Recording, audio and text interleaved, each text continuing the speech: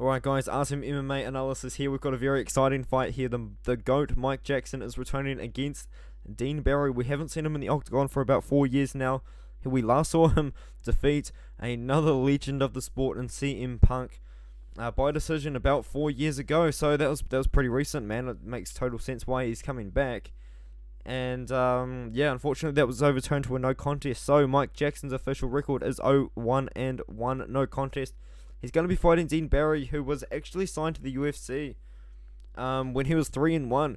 He got signed to the UFC in 2020 after his win over Abdullah Al-Bushiri, but he couldn't get a fight in the UFC. It's a strange situation if you look at his Tapology account.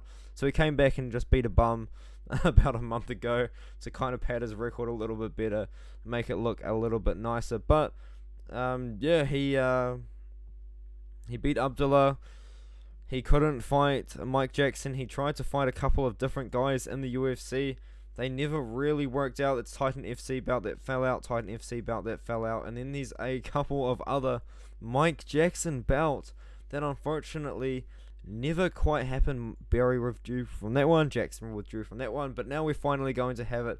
It's going to be on UFC Fight Night on the 23rd of April, I believe. It's going to be on the Jessica Andrade Amanda Lemos card, it seems, so far.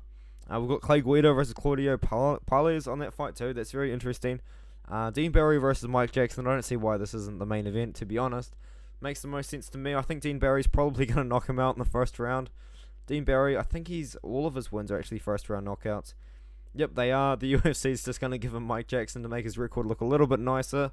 I think even if he beats Mike Jackson, which he will, they're probably just going to give him another bum to knock out in the first round.